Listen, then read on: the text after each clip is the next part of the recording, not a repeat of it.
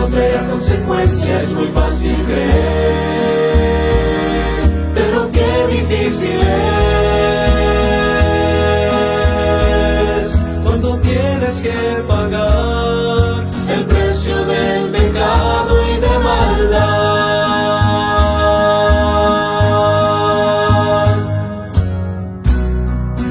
Pide a Dios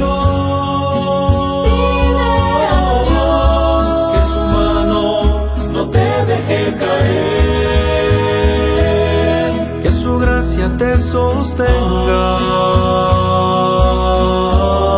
que te guíe su verdad, y muy pronto tú verás que con Cristo tienes mucho más.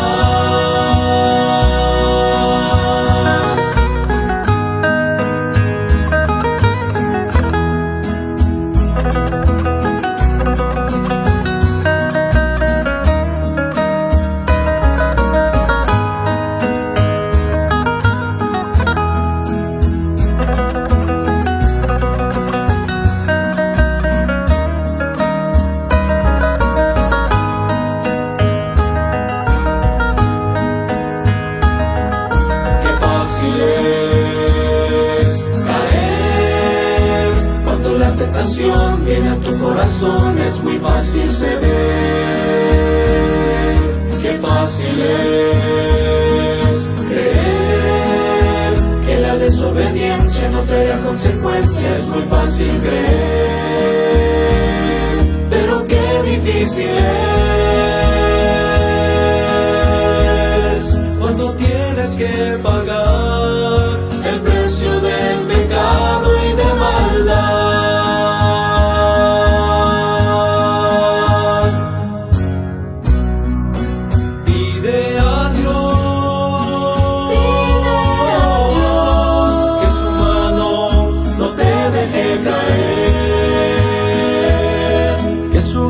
Te sostenga, que te guíe su verdad, y muy pronto tú verás que con Cristo tienes mucho más,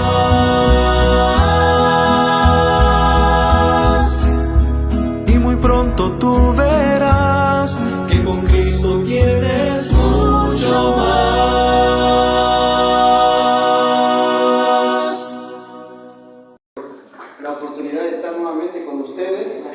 Apenas el miércoles estuvimos juntos, compartimos una taza de café, platicamos, nos vimos unos a los otros y por eso estoy agradecido. También deseo compartir con ustedes la bendición de que mi hijo, el mayor, viene en camino. Ahorita él va a hacer una escala en Cancún y pues estamos esperando que él llegue para la tarde y deseo que oren por él. No sé cuál sea la voluntad de Dios, traernos de poquito a poquito, o qué piensa hacer el Señor con nuestras vidas, pero estoy agradecido con el Señor por eso. Y también por el hecho de conocerles, saber que tenemos familia, que por la gracia de Dios somos familia todos nosotros. Dios ha decidido que nos amemos, que nos conozcamos, que podamos servirnos los unos a los otros, y poder conocer un poco más de la gracia de nuestro Dios. Ahí mismo vamos a empezar el capítulo 38, que el Señor nos permite el día de hoy estudiar, pero está el capítulo 37, que el pastor Alejandro Pelayo nos predicó el domingo pasado, y nos habla, ¿por qué este capítulo? ¿Por qué el capítulo 38 aparece entre el 37 y el 39?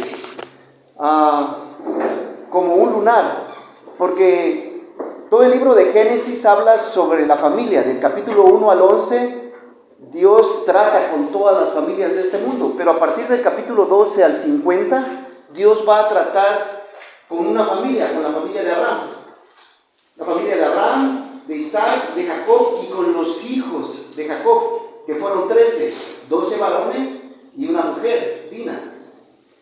Y ya vimos todo lo que pasó anteriormente, ¿verdad? Cuando el primogénito de Jacob tiene intimidad con una de sus mujeres, de ahí Simón y Leví van y se vengan de los que habían violado a su hermana y de todo el pueblo. Y viene Judá. Y vamos a ver la vida de Judá con Tamar y el vergonzoso pecado de Judá. Y cómo aún los hijos de Dios cometemos pecado. No por el hecho de ser creyentes estamos exentos de cometer pecados. Y podamos aprender de Judá de cómo no repetir esos errores, porque podemos caer en esos errores. Y después vemos en el capítulo 39 la tentación de José. José es tentado por la mujer de Potifar, pero no cae. Pero aquí en el 38 vemos que Judá es susceptible a los encantos de una ramera. Vamos a ver que Judá se aparta de sus hermanos, sus amistades eran malas, eran cananeas, se casa con una mujer cananea, lo cual estaba prohibido para los israelitas, falla en educar a sus hijos, tuvo 3 con ella, 2 de ellos murieron por su pecado, miente a Tamar, pensó más en su hijo que en cumplir con su labor familiar y protegerla y continuar la descendencia de la simiente de la mujer y los planes de Dios. Vio y codició a una ramera cometiendo incesto y se aparta del camino de su Dios porque se aleja tanto que nunca toma en cuenta a Dios en sus decisiones, entregando su reputación al cederle el anillo, su cinturón y su báculo a una mujer extraña. Y finalmente juzga injustamente a su nuera por un pecado que él practicaba. Al final Dios le bendice con su gracia. Vamos a ver la gracia soberana de Dios aquí en este capítulo, regalándole 2 hijos que le había quitado y que ahora le devuelve a través de Tamar, su nuera, llamados Fares y Zara. Muchos creyentes hoy en día viven como Judá, en una abierta rebeldía en contra de Dios. Se alejan de la iglesia, de sus hermanos, se van al mundo y se hacen amigos de este. Se casan con personas incrédulas, educan a sus hijos conforme a este mundo, viven una vida de pecado e inmoralidad sexual. Piensan que no habrá consecuencias, sienten que no pasará nada y que Dios no los va a disciplinar por sus acciones. Pero Dios, al hijo que ama, disciplina y reprende a todo aquel que toma por hijo. Por lo consiguiente, porque Dios nos ha dado de su gracia, tú debes guiar a tu familia. Porque Dios nos ha dado de su gracia, tú debes guiar a tu familia. ¿Cómo? ¿Cómo podemos guiar a nuestra familia en este mundo? Este capítulo nos va a enseñar cómo podemos guiar a nuestras familias. Porque de Dios es la gracia, tú debes guiar a tu familia. ¿Cómo? Educándola. ¿Cómo? Educándola. Aquí vemos en el versículo 1, aconteció en aquel tiempo que Judá se apartó de sus hermanos. Y el concepto aquí de hermanos es, sí, sus hermanos carnales, pero también sus hermanos espirituales, porque eran el pueblo de Dios. Y a veces el cristiano se aleja de la iglesia porque alguien no me saludó, porque no me valoran, porque no me quieren, porque no me atienden. Y ponle el nombre que tú quieras, el pretexto que quieras. Pero a veces nos alejamos y dejamos de venir a la iglesia por X o Y razón y nos vamos al mundo con los cananitas, lo que le pasa a Judá. Él se sentía culpable en el 37, en el capítulo 37, él fue el de la idea de vender al hermano, porque hay una rivalidad entre Efraín, que es, más adelante vemos cuando Salomón, después del hijo de Salomón, Roboam, divide el reino, Judá e Israel, que son los hijos de José, que es Manasés y Efraín, tiene un pleito casado durante todo el reino. Y dice Isaías que en el futuro esa rivalidad se va a acabar. Ya había una rivalidad en el capítulo 37. Y se nota aquí. Entonces Judá se sentía culpable y se aleja de su familia. Y después ve a su hermano, a su padre, y le miente a su padre que su hijo favorito había muerto. No podía con esa culpa y se aleja. La palabra de Dios dice en Proverbios, el que encubre su pecado no prosperará. Había algo en él, Dios estaba trabajando en él, pero él lo que decide es huir de la presencia de Dios. Piensa que habrá algún lugar donde pueda esconderse de Dios, pero realmente no conoce a Dios. Se aleja de sus hermanos y se va a un varón adulamita. Era del pueblo de Adulam, era un pueblo cananita. En aquel entonces todavía Josué no había conquistado la tierra prometida, no era parte de la tierra prometida, todavía estaba en manos de los cananeos, Adulam. Así que tenemos que tener cuidado con los amigos. Cuando enseñamos a nuestros hijos, hay 4 cosas que tenemos que enseñarle a nuestros hijos. Primero, ¿quién va a guiar tu vida? Pero también es para ti. ¿Quién guía tu vida? ¿Dios y su palabra o tu carne y tus deseos de los ojos y la vanagloria de la vida? Otra cosa que deben tener cuidado es quiénes son sus amigos. Porque los amigos te pueden ayudar a ser mejor o te pueden echar abajo. Amén. Te pueden llevar al alcohol, a las drogas, a mentir y a muchas cosas malas. Y enseñarle a nuestros hijos a cuidar sus amistades. Dime con quién andas y te diré quién eres. Debemos, nosotros, aunque ya estemos grandes, debemos enseñar eso a nuestros hijos y a nuestros nietos. Porque esa es nuestra responsabilidad del día de hoy. Tal vez digamos, no, yo ya no tengo ningún problema con eso. Ya lo pasé hace 20, 30 años. Pero nuestros hijos y nuestros nietos sí.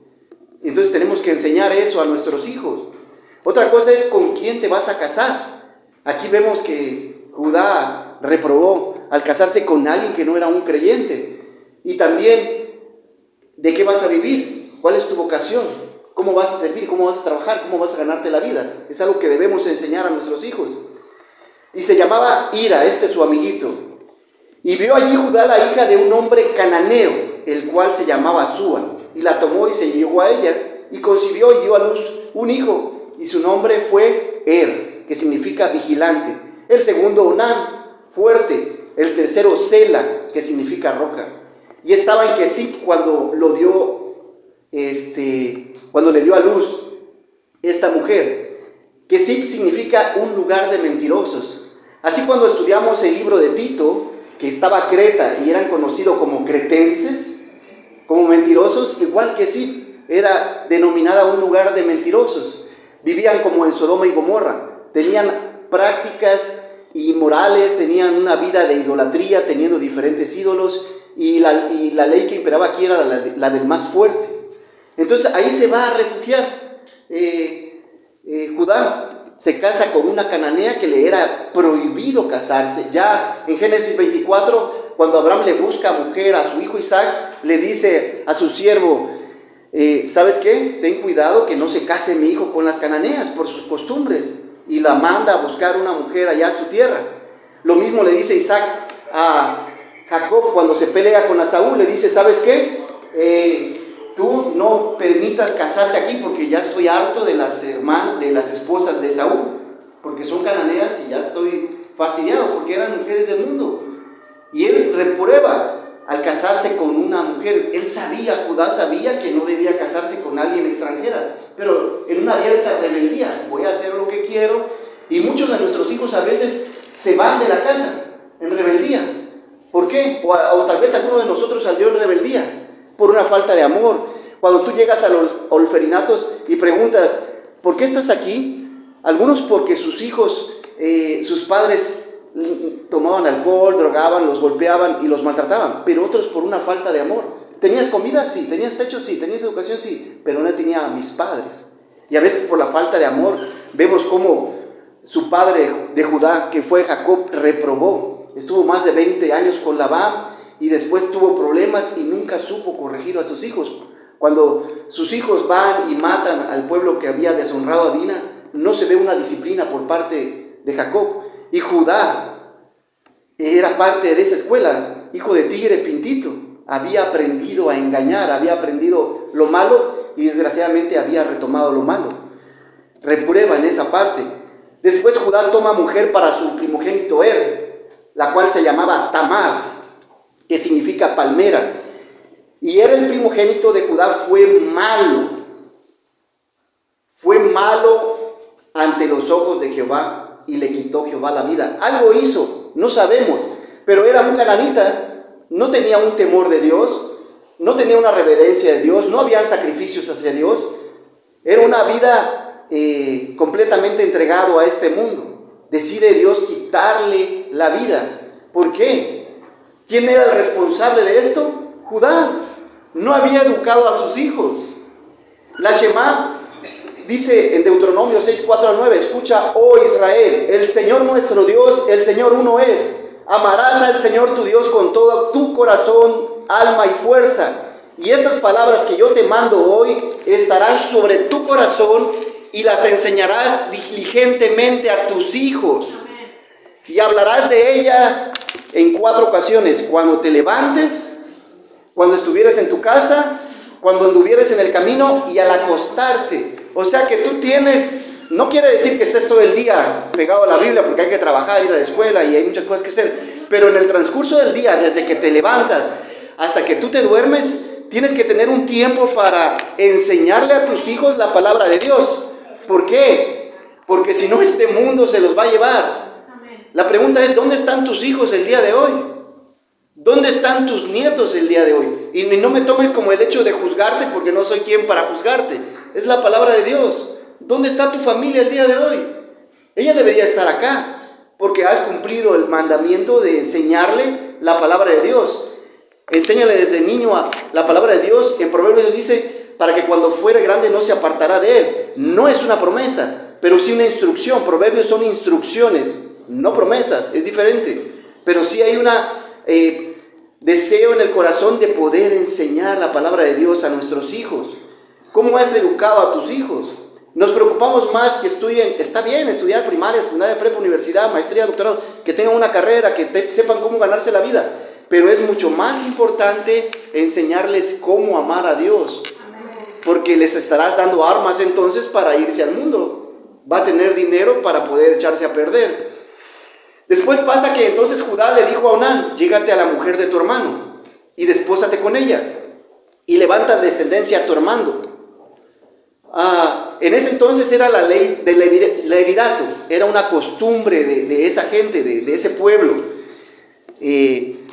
La ley del levirato era la ley del cuñado. El cuñado tenía la obligación y la responsabilidad de sacar descendencia del hermano para cumplir la promesa de la simiente de la mujer, de donde vendría un redentor que es Cristo. Por eso era esa ley. Ya en Deuteronomio Moisés escribe como una ley, pero ya se vivía en ese entonces. Y sabiendo Onán, el segundo hermano, que la descendencia no había de ser suya, sucedía que cuando se llegaba la mujer de su hermano, vertía en tierra por no dar descendencia a su hermano. Y le desagradó a Dios en ojos de Jehová lo que hacía, y a él también le quitó la vida. Onán es egoísta. ¿Qué es el egoísmo? Es un inmoderado y excesivo amor por mí mismo, que hace atender desmedidamente mi propio interés sin cuidar la de los demás. El antónimo de egoísmo es generosidad, que es lo que cada uno de nosotros debe ser. No debemos ser egoístas, debemos ser generosos. Es el hábito de dar o compartir con los demás sin recibir nada a cambio. Somos egoístas porque estoy esperando que mi pareja me dé algo a cambio. Cuando me caso espero que mi mujer me atiende, me lava, me planche esto y otro, y si no lo hace me enojo. No debería ser así. Mis hijos espero que ellos retribuyan en el futuro cuando sean hombres y me mantengan. Y estoy esperando de los demás un beneficio. Vengo a la iglesia porque también espero un beneficio. Voy al trabajo porque también espero un salario. Está bien. Pero cuando eres egoísta, que todo quieres que sea para ti, eso está mal. Dios es un Dios generoso que nos ha dado todas las cosas en abundancia. Tenemos comida, demasiada comida, a veces salud, trabajo, familia, amigos, hermanos, una iglesia, un lugar que Dios nos ha proveído para poder estar, ropa para refugiarnos del frío, una casa, y infinidad de cosas, y deseamos ser egoístas aún, queremos más. Es como, el egoísmo es como un barril, como un vaso sin fondo que está, y nunca lo vas a terminar de llenar. Ya es tiempo de ponerle una tapa y compartir lo poco o lo mucho que Dios nos da, porque Dios va a bendecir al generoso. Las manos que dan jamás estarán vacías. Y es emular a nuestro Dios. Él es generoso todo el tiempo, toda la vida. Y desagradó en ojos de Jehová lo que hacía, y a él también le quitó la vida. Dice que Dios está observando toda la tierra, pero observa a los dos hijos de Judá y no le agrada la forma en que vive. Dios está observando la forma en que vives. Él sabe lo que haces en casa, en el trabajo, en la calle. Si vamos y le preguntamos a los vecinos, ¿y cómo se comporta mi hermano o mi hermana? Ellos saben, ¿no? En el trabajo saben qué clase de creyente eres. En la escuela, aquí en la iglesia sabemos. Podemos aquí tener una apariencia, pero Dios y las personas conocen nuestro carácter. Y debemos entonces tener cuidado de cómo somos conocidos, no por mí mismo, porque representamos a Dios. Y somos cristianos, es decir, soy cristiano y represento y soy embajador de Cristo, entonces debo tener cuidado con mi reputación por amor a Cristo, no por amor de mí mismo, nuevamente, el egoísmo. Y Judá dijo a Tamar su nuera: quédate viuda en casa de tu padre. No debió haberla mandado porque ya era parte de su familia. Queriéndose deshacer para él, Tamar era un problema. Hasta que crezca Sela mi hijo. Judá le miente a Tamar por temor y orgullo, porque dijo: no sea que muera él también como sus hermanos. Y se fue Tamar a la casa de sus padres. Pero le miente porque no tenía pensado darle a Sela. Tanta es la ignorancia de Judá que piensa que Tamar es culpable. Y es lo que pasa con el pecador. Yo no soy culpable, alguien más es pecador. Yo salí así por la culpa de mis padres, por el gobierno, por mi trabajo, mi jefe, mi pastor, mis hermanos. Todos tienen la culpa, pero él nunca se hace responsable. Ya es hora que empecemos a asumir responsabilidades en nuestra vida de lo que nos toque. Entonces dice, Judá le miente a Tamar: vete y te voy a dar a Sela. No le pensaba dar a Sela, por temor y orgullo. Por temor que muriera el hijo, y por orgullo porque sabía que la ley del levirato, él no podía desmarcarse de esa ley. Él no podía decir: sí, vete y cásate, porque podía haberle dicho eso si no tuviera otro hijo. Pudiera ella quedar libre, como le pasó a Ruth, podía irse a su pueblo, casarse, tener hijos, pero aparte está siendo egoísta porque no permito que ella tenga vida. Entonces es orgulloso: yo sí cumplo la ley, ¿no? Soy una persona que hace las cosas bien. Soy un legalista, ¿no? Aparento estar bien delante de Dios. Y se fue Tamar y estuvo en casa de su padre. Cuando vamos al Nuevo Testamento, vemos un claro ejemplo de lo que es ser educado por la palabra de Dios. Vemos a Timoteo, que dice que la palabra de Dios puede hacer en nuestras vidas lo que hizo en Timoteo, que desde la niñez tu madre y tu abuela te han enseñado el temor por la palabra de Dios. El hecho de traer a tu hijo a la iglesia no lo hace cristiano, hermano. O sea, está bien que vengan nuestros hijos a la iglesia, pero no lo hacen cristiano. El venir y escuchar está bien la palabra de Dios, y si es veraz, mucho mejor. Y el adorarle y el servirle. Pero el compromiso y la responsabilidad de educar a tus hijos es tuya. De lunes a domingo, de poder compartirle a tu hijo la palabra de Dios. Una pequeña ilustración es que está la casita de un perro. Allá hermano Salvador tiene a Pinky. Y porque yo me meta a la casa, no me convierto en perro, ¿verdad? Pues el hecho de venir a la iglesia no nos convierte en cristianos. Nos convierte en cristianos la palabra de Dios y su gracia. Pero entonces debemos educar a nuestros hijos. Debemos tener un tiempo devocional diario en la palabra de Dios para educar a nuestros hijos. Porque los lanzamos a ese mundo, a la escuela, y allá les enseñan evolución, le enseñan que venimos del mono, le enseñan que hay extraterrestres, hay ateos, y la mayoría de la gente, la mayoría de los cristianos que van a una universidad, porque ya ahí la artillería es pesada del conocimiento, empiezan a tener dudas, están bombardeados por diferentes ideas. Entonces, ¿de qué manera contrarrestas esto? Con la palabra de Dios. Entonces tú desde la mañana hasta que tú duermes, ten un programa devocional como tú quieras. Puede ser capítulos de la Biblia, puede ser proverbios, puede ser salmos, puede ser un libro, como tú desees. Pero debes tener un alimento espiritual. La palabra de Dios dice que no solamente de pan y agua vivirá el hombre, sino de toda palabra que venga de la boca de Dios. Y desead como niños la leche espiritual no adulterada, para que por ella crezcáis para salvación. Debe haber una vida espiritual.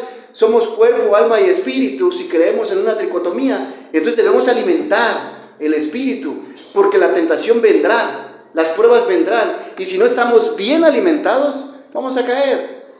Y va a ser triste como Judá poder ser un ejemplo negativo para las generaciones, porque aún Dios a los grandes hombres no oculta el pecado. Cuando Noé se embriagó, ahí lo podemos ver. Cuando Abraham pecó, mintió y dijo que no era su mujer, Sara, lo expuso. Cuando David pecó con Betsabé, cuando Salomón no solamente pecó, se pasó de idólatra y de adúltero, ahí está, lo podemos ver en Crónicas y en Reyes. Entonces Dios va a exponer su pecado, nuestro pecado, tarde o temprano lo va a hacer. Entonces tomemos en cuenta la palabra de Dios. Por lo consiguiente debemos tener un devocional diario con el propósito de que nuestros hijos crezcan y conozcan a Dios y ellos decidan amarlo y seguirlo por voluntad propia. Eso nos lleva al siguiente punto, que va del versículo 12 al 23. Porque de Dios es la gracia, tú debes guiar a tu familia. Porque de Dios es la gracia, tú debes guiar a tu familia. ¿Cómo? En pureza. En pureza. Y explica el versículo 12, pasaron muchos días y murió la hija de Súa, mujer de Judá. Después Judá se consoló de algún tiempo que estuvo enlutado y subió a los trasquiladores, subió al trabajo a ver cómo iba su negocio, que eran las ovejas en Timnat. Una vez al año se trasquilan las ovejas, igual que las cosechas, ¿no? Como una vez al año subía él a ver su negocio. Pero iba su amigo Ira, el adulamita. ¿Qué anda haciendo Judá? Un hijo de Dios con un inconverso. ¿Qué tiene que ver la luz con las tinieblas? ¿Qué tiene que ver la sal con lo insípido? Nada. Pero a veces nosotros nos damos el lujo de tener ciertas amistades que no convienen. Y a veces le permitimos a nuestros hijos tener esas amistades. Debemos cuidar también a nuestros hijos y enseñarles por medio de la palabra, porque no podemos estar detrás de ellos todo el tiempo, ¿verdad? Pero si tú instruyes al niño en su camino, él sabrá poder tomar decisiones. Pero si no lo haces, lo dejamos descubiertos y con la mano atada y se empieza a juntar con la gente inadecuada. Y fue dado aviso a Tamar diciendo, he aquí tu suegro sube a Timnat. Ya ella estaba pendiente, ya había planeado lo que va a hacer. Ella ya lo había planeado. Está esperando que el suegro se mueva a trasquilar sus ovejas. Entonces se quitó ella los vestidos de su viudez y se cubrió con un velo, porque en aquel entonces las rameras acostumbraban a taparse la cara. Eran siervas de Astaret, una diosa cananea, que servían y adoraban de esa forma y recibían un pago. Entonces tú lo ubicabas fácilmente, pues tenía cubierto el velo. Bueno, sí, es sierva de Astaret. Y se cubrió con un velo y se arrebozó y se puso a la entrada, ¿no? Y se vistió ropa atractiva de Enaim junto al camino a Timnat, porque veía que había crecido Sela y ella no era dada a ella. Ella tenía deseos de tener un esposo, de tener hijos, de tener descendencia, porque en aquel entonces la mujer no era nada si no tenía esposo e hijos, y era repudiada por su pueblo. ¿Por qué? Porque ya mató a dos hombres y le echaban la culpa a ella, y es la viuda negra y es una asesina, y así como que no tenía muchas opciones, pero su deseo era tener descendencia. Y la vio Judá cuando va caminando, y la vio Judá. Así entra el pecado por los ojos. Cuando Eva vio el árbol que le era prohibido comer, había miles de árboles que podían comer, pero se le ocurre ver el que no puede comer.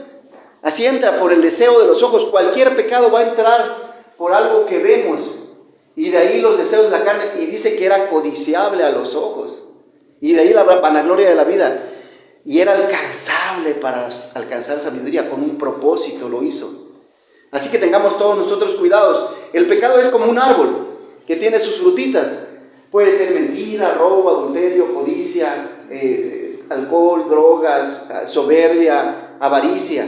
Pero esos son los frutos. Pero si tú te vas a la raíz, son tres: deseos de los ojos, deseos de la carne y vanagloria de la vida. Y cada vez que nos sentamos movidos por un pecado, veamos por dónde están entrando los ojos. Podría ser la televisión, pudiera ser una mala amistad, una mala conversación. Entonces tengamos cuidado, porque aún a nuestra edad creemos que ya hemos pasado todas. No, el Señor, mira, Judá, nos puede sorprender todavía en los problemas en que podemos meternos. Y dice, la vio, lo mismo que David cuando estaba en la terraza. Dice que vio a Betsabé. ¿Qué andaba haciendo en la terraza? Debiendo estar trabajando. ¿Qué estaba viendo? Y hace todo un complot para estar con ella, para encubrir su pecado, y hasta mata a Urías, Eteo. Digo, no sabemos todavía lo que podemos llegar a hacer con el pecado. Cuidado con nuestros ojos. Le decimos a los niños, cuidadito con los ojos al ver y al andar. También nosotros, cuidemos nosotros los ojos de todo lo que vemos. Y dice, y la tuvo por ramera, porque ella había cubierto su rostro, y se apartó del camino hacia ella. ¿Qué tiene que apartarse del camino? Se apartó del camino, él iba al trabajo, tenía un propósito, iba a ver sus ovejas que las trasquilaba y hacían una fiesta una vez al año. ¿Qué andaba? ¿Qué tenía que apartarse del camino? Algunos teólogos creen que él tenía ya esa costumbre, por eso Tamar se había preparado para encontrarlo. Se aparta del buen camino, como el Salmos 1. Bienaventurado el varón que no anduvo en consejo de malos, su amigo el Adulamita, ni estuvo en camino de pecadores, estaba en un camino de pecadores, ni en silla de escarnecedores se ha sentado. Más adelante se sienta a juzgar a su nuera y le dice que la quemen. Él corrompió todo lo que es una bienaventuranza para un varón de Dios. Era un pecador, pero se sentía a sí mismo que todavía juzga a Tamar más adelante. Se aparta del buen camino. Tengamos cuidado de no apartarnos del buen camino. Empieza principalmente alejándote de la familia de Dios. Si te has alejado, yo te invito a que regreses. No veamos pequeñeces, no te fijes en pequeñeces. Ve la gracia de Dios en tu vida. Y le dijo, déjame ahora llegarme a ti. ¿Qué? ¿No sabía Judá que eso era fornicación? Aunque sí es cierto, ya no era adúltero porque no tenía a su mujer, pero era fornicar porque tenía que casarse con la mujer. Y no sabía él que era su nuera, y ella dijo, ¿qué me darás por llegarte a mí? No solamente era el pecado de la fornicación, porque alguna vecina puede hacerte ojitos y cometes fornicación o adulterio si estás casado, pero todavía le va a pagar, va a añadir más pecado más culpa, le va a echar más fuego a su pecado. Y él respondió, yo te enviaré del ganado un cabrito, que en ese entonces era el animal más valioso, porque la carne, el jugo de la carne era el más valioso. Podías sacrificarlo, podías venderlo más fácilmente. Era una pieza, como que era una pieza comerciable, ¿no? Era algo que podías comprar y vender como un carro el día de hoy, algo negociable. Bueno, de las cabras. Y ella dijo, dame una prenda hasta que tú me lo envíes. Entonces Judá dijo, ¿qué prenda te daré? ¿No? O sea, estoy dispuesto a darte lo que tú quieras. Y le dijo, tu sello, tu cordón y tu báculo, tu anillo, tu cinturón y tu bastón. O sea, cosas personales que te identifican. Y él se las dio. Tamar, en su desesperación, quiso engañar a su suegro. Judá no quería darle a su hijo, entonces ella lo engañó. ¿Se acuerdan que quién engañó a quién? ¿Se acuerdan que su padre Jacob engañó a su padre Isaac para robar la primogenitura? También a Labán, por supuesto. Y ahora Judá la engaña a ella diciendo, vete a tu casa, te voy a dar a Sela cuando crezca. Y eres un mentiroso. Y ahora ni modo, lo que tú siembras, cosechas. Y cuidado, porque a veces pasa de que, ¿por qué estoy viviendo esta situación? Hay que voltear un poquito atrás para ver qué clase de cosas hemos sembrado. A veces creemos que, porque tenemos un año en el Evangelio, creemos que toda nuestra familia, nuestros hijos se conviertan en el Evangelio. Hey, espérate, llevas un año, vienes del mundo, sé paciente, espera en la gracia de Dios, ora, da un buen testimonio, y entonces Dios, con su gracia, podrá responder a tus oraciones. Pero esto no es una sopa Nissin, es algo instantáneo que llegas, o un café de los de Starbucks que llegas y lo calientas. No es así, hay que ser pacientes. Se cree que como Judá frecuentaba rameras, por lo fácil que cayó. Al final el pecado siempre va a tener consecuencias, hermano. Satanás es tan inteligente que quiere meterte en la cabeza que tú puedes pecar deliberadamente y no van a haber consecuencias. No, tú vas a pagar por cada pecado que hay en tu vida. Sí, la gracia de Dios nos va a proteger y nos va a llevar a su gracia al cielo y a su reino en el futuro, pero hemos de pagar. La paga del pecado es muerte. Judá tenía esta debilidad y Tamar se aprovecha de ella. ¿Tú te has apartado del camino? ¿Cómo andas en el camino de Dios? Porque Jesús dice que hay dos caminos, uno ancho por donde va todo el mundo y uno pequeño por donde va el cristiano. ¿En qué camino estás? Y a veces el creyente piensa que puede pecar y hacer lo que quiere y no, dice, pues total, soy salvo. Pero Dios te va a llamar a cuentas tarde o temprano y vas a llorar. Porque Satanás anda como león rugiente buscando a quien devorar. ¿Qué es lo que hacen los leones allá en África? De todas las gacelas agarran a la enferma, a la que está solita, y la apartan, y la seccionan, y la rodean. Y así agarra también Satanás en la iglesia. ¿Quién es el que anda pecando? ¿Quién es el que anda en el mundo? Con un pie en el mundo y con un pie en la iglesia. A ver, véngase, ese cristiano, venga para acá. Lo vamos a hacer pedazos. Y se va, y porque quiere burlarse de tu Dios y quiere burlarse de tu fe. Pero tú andas en la carne. Y por supuesto que vas a sufrir las consecuencias. Y el problema es que no solamente tú sufres la consecuencia, sino cuando pecas te llevas a tu familia. Te llevas a tu pareja, te llevas a tus hijos, te llevas a los nietos, te llevas a la iglesia. Todos andan allá, pues, porque das testimonio de tu Dios. Eres creyente, eres hijo de Dios. Todos vamos a sufrir. El sello, el cinturón y el báculo. El pecado siempre pide algo a cambio. Él sabía lo que entregaba, pero no le importó. Creía que lo recuperaría fácilmente, pero no fue así. Cuando pecas, entregas más de lo que piensas. Entregas tu testimonio y piensas que fácilmente lo vas a recuperar. Y no es así. Es importante saber lo que has entregado y recuperarlo. Primero el sello. El sello tenía una inscripción única. Se cree que era un anillo o que se colgaba en una cadena como anillo. Pero era con los que sellabas y autentificabas compras, ventas y autoridades. Como tu firma. El día de hoy, ¿tú firmarías una hoja en papel? ¿Un papel en blanco lo firmarías? Te pueden quitar la casa. Te pueden quitar todo lo que tienes por firmar una hoja en papel. Es lo que está haciendo. Comprometió todo. Un sello que indicaba pertenencia. Eso es un sello en las manos de una ramera. Implicaba que ahora el dueño del sello era ella. El que practica el pecado es esclavo del pecado. ¿De quién terminamos siendo esclavos? ¿De qué pecado estás siendo esclavo? ¿Verdad? Tenemos que tener cuidado. Tal vez ya no sean pecados escandalosos, como alcohol, drogas, adulterio, pero ¿cómo te va con la soberbia?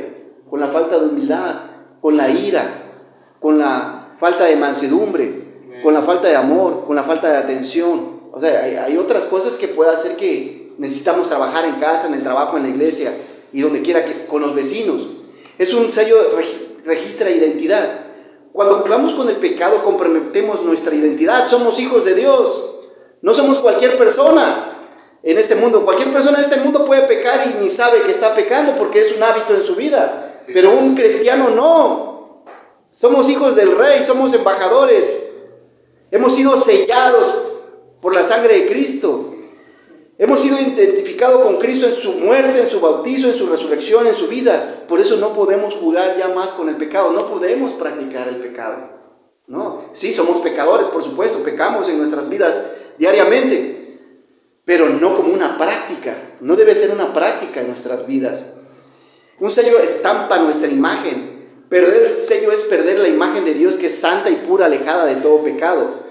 Cuando entregamos el sello en nuestro juego con el pecado, entregamos la imagen de Dios. Somos hechos a imagen de nuestro Dios. Por eso debemos tener cuidado y podemos perderla y te va a costar tiempo, dolor, lágrimas y esfuerzo recuperarla. Vas a pagar, vas a llorar con sangre y con lágrimas el haber pecado por ser hijo de Dios.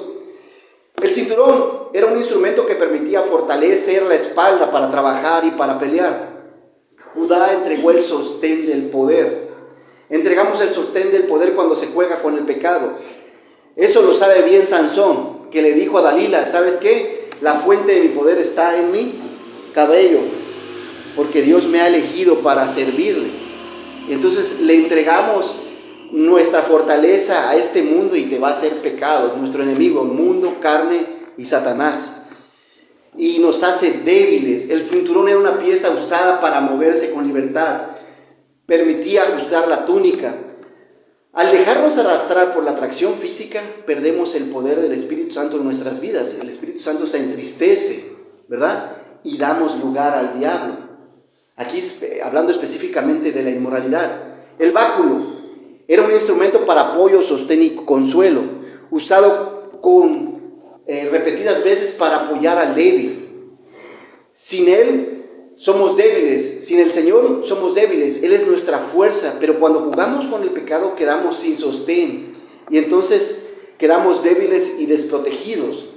El báculo era un símbolo de autoridad. Judá quedó sin autoridad ante su nuera, ante su familia, ante el mundo. Quedamos sin autoridad cuando entregamos el báculo en la práctica de un pecado. El báculo era símbolo de protección personal. Podías defenderte de los animales, los lobos, los osos, de los enemigos, pero sin el báculo él estaba desprotegido. Podía defender al inocente, a otros animalitos, poder separar a las cabras enfermas, poder disciplinar, le servía, pero él quedó sin autoridad. O sea, ¿con qué autoridad me vas a hablar tú de ser fiel si tú eres infiel?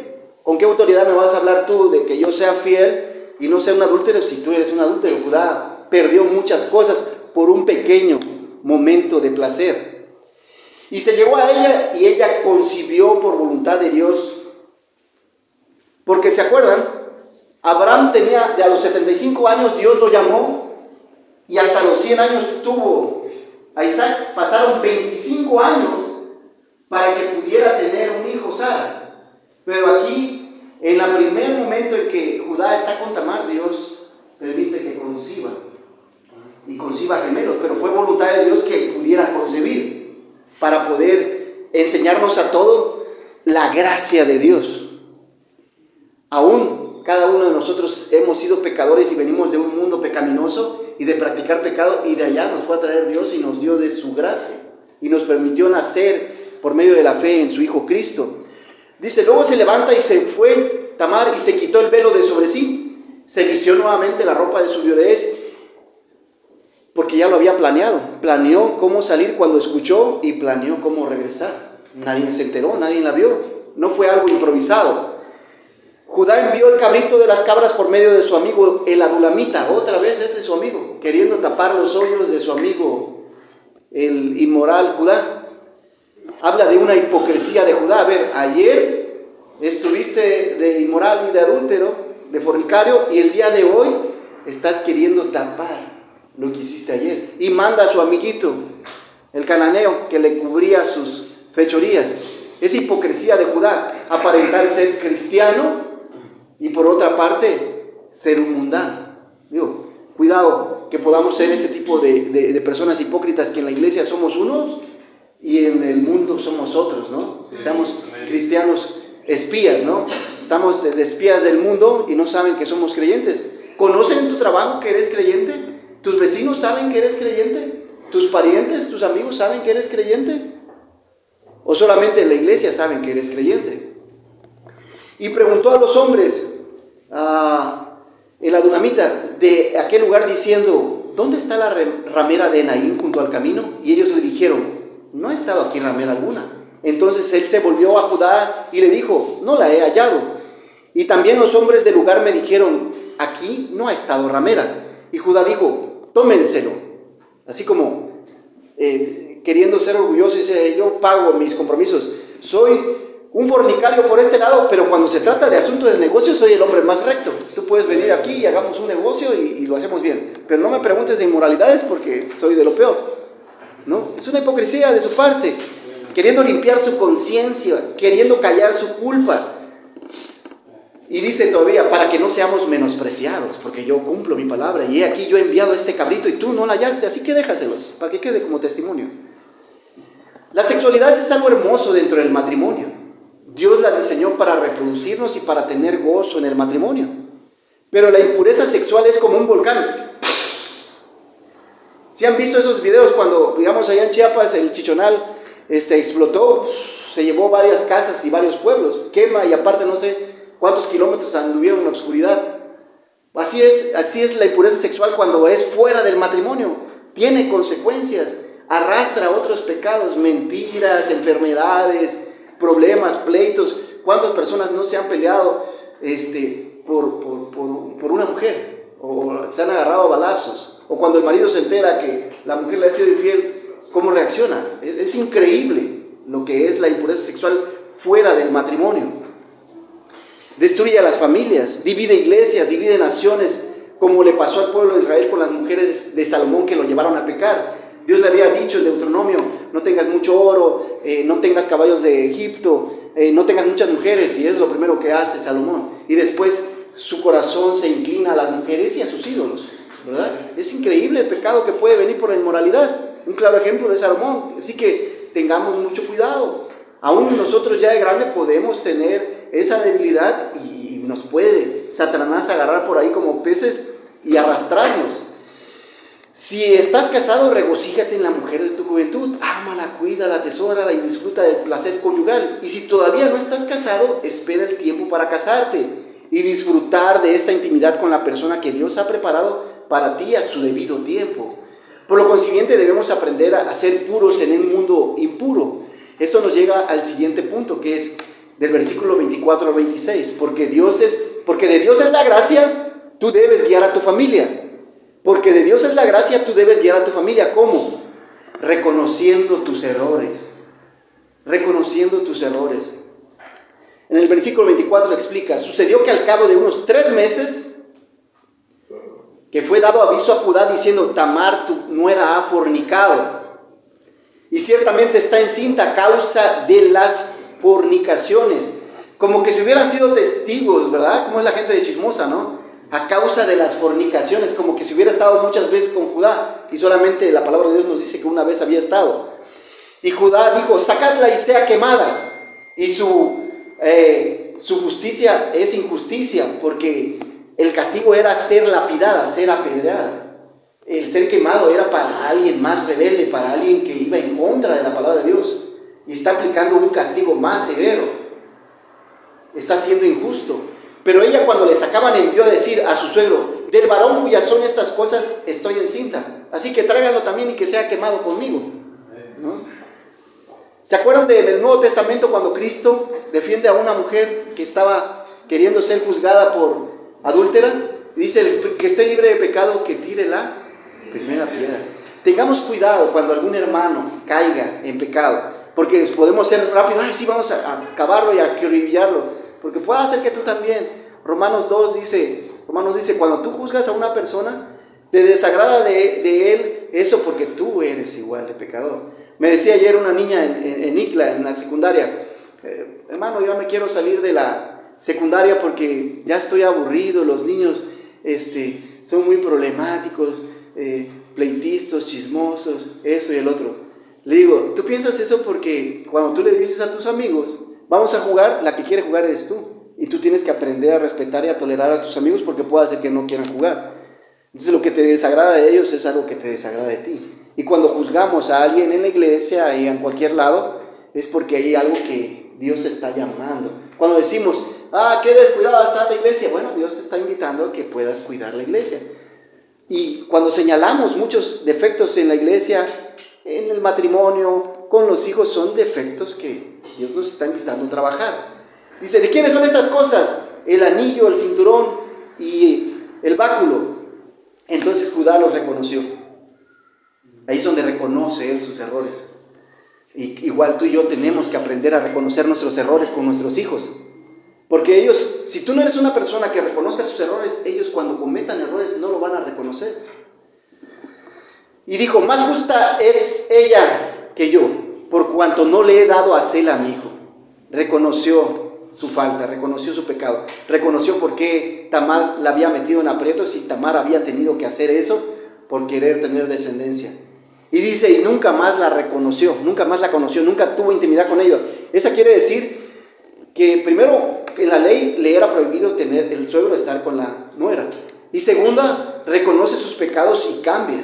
Hay un cambio, Dios transforma su corazón. Judá no es el mismo, preparándolo más adelante, porque va a enfrentarse a José cuando tenga que entregar cuentas de haberlo vendido y de haberle mentido a su padre. Y nunca más la conoció. David, la ilustración bonita es de David. Después de que el profeta Natán le muestra que él es el ladrón de ovejas cuando peca con Betsabé, y le dice: vino un vecino y tenía una corderita y la amaba y la cuidaba, pero aquel que tenía miles vino, le robó a esta y se la llevó. ¿Qué vamos a hacer con ese ladrón? Y David: ¡muerte!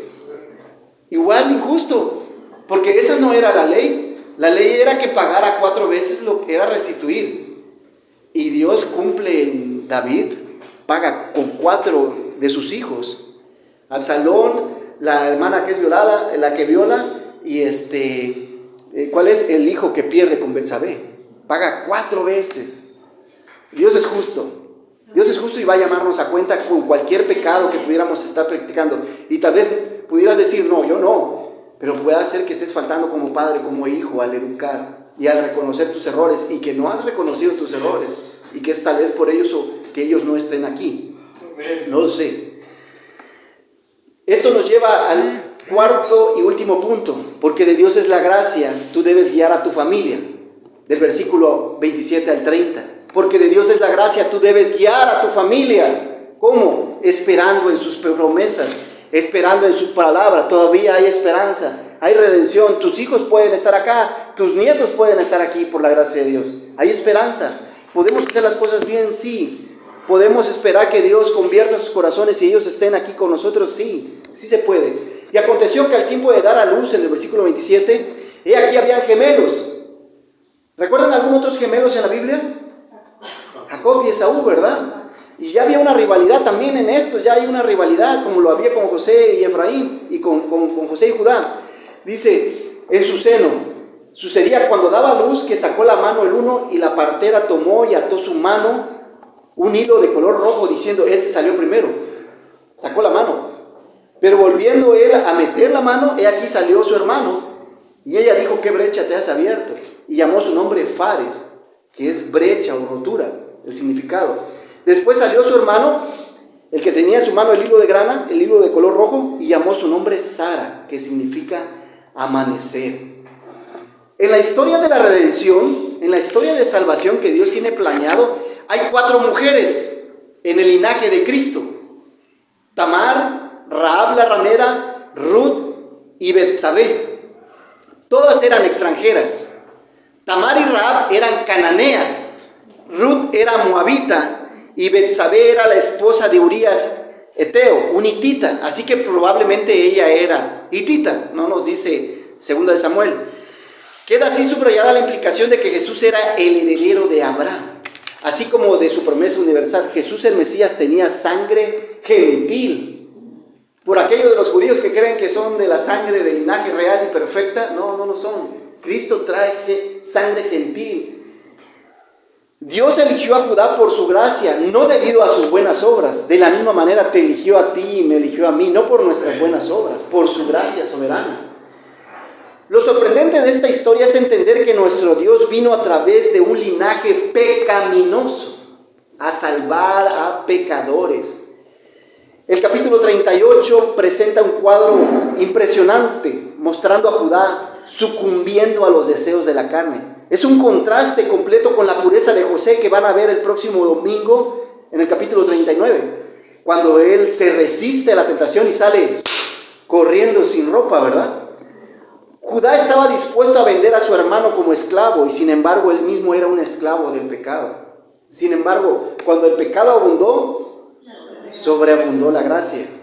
Existía Job, un varón que Dios le quitó todo, lo hizo sufrir, le quitó los hijos, la casa, la salud, la mujer, todo. Y al final de la historia, Dios le regresa, ¿se acuerdan? El doble de lo que tenía. Igual Dios es tan bueno y misericordioso que le había quitado 2 hijos a Judá, pero después le da, ¿cuántos les da? Los mismos 2 hijos que le había quitado. Existía una rivalidad ya entre Judá y José. Entre ellos podemos observar un contraste. Ambos estaban solteros cuando fueron tentados.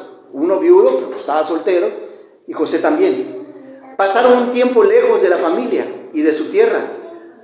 José con los egipcios y Judá con los cananeos. Los dos andaban en el mundo, en un lugar donde nadie más sabía lo que estaban haciendo. Ambos se enfrentaron a una mujer queriendo tener intimidad con ellos.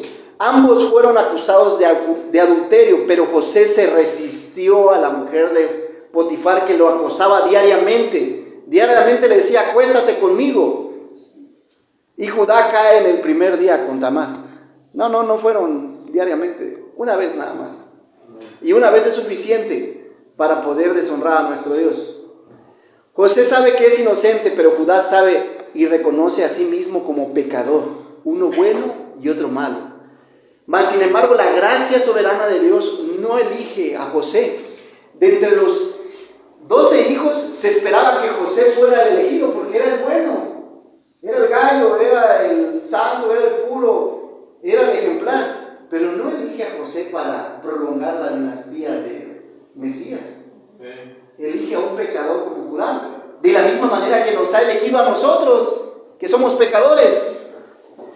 Así que acercémonos confiadamente al trono de la gracia para recibir misericordia y hallar la gracia que nos ayude cuando estemos tentados a pecar, cuando estemos siendo tentados a pecar. Acerquémonos, que Cristo está ahí siempre dispuesto para ayudarnos. No estamos solos en nuestras tentaciones, porque de Dios es la gracia. Tú debes guiar a tu familia. ¿Cómo? Educándola en pureza, reconociendo tus errores y esperando en sus promesas. 4 cosas. Por lo tanto, no vivas en completa rebeldía en contra de Dios, siendo hijo de Dios, si es que eres hijo de Dios, como le pasó a Judá. Acércate a la familia de Dios, que es la iglesia. Estamos en el mundo, pero no somos de este mundo. Por lo tanto, no te comportes como este mundo. Cásate con un creyente que teme y respeta a Dios. Educa a tus hijos y nietos en el temor de la palabra de Dios. No esperes que nadie más lo haga. La iglesia no lo va a hacer. Es tu responsabilidad hacerlo todos los días. Si es responsabilidad de la iglesia compartir el evangelio, pero no educar a tus hijos y a tus nietos. Es mi responsabilidad como padre hacerlo y como abuelo. Reconoce tus errores cada vez que te equivoques, para que ellos puedan reconocer los errores que ellos tengan cuando se equivoquen y puedan arrepentirse de sus pecados. Vive en pureza sexual sabiendo que Dios todo lo ve, que es omnisciente. Y que un día por su gracia premiará tu fidelidad. Porque el capítulo 38, porque ese capítulo en medio de la vida de José y pareciera oscuro y oscureciera el Génesis. El pecado de Judá aparece en medio de la vida de José entre su venta, en el 37, y la realización de sus sueños y su tentación después, porque Dios quiere que aprendamos a depender de su gracia.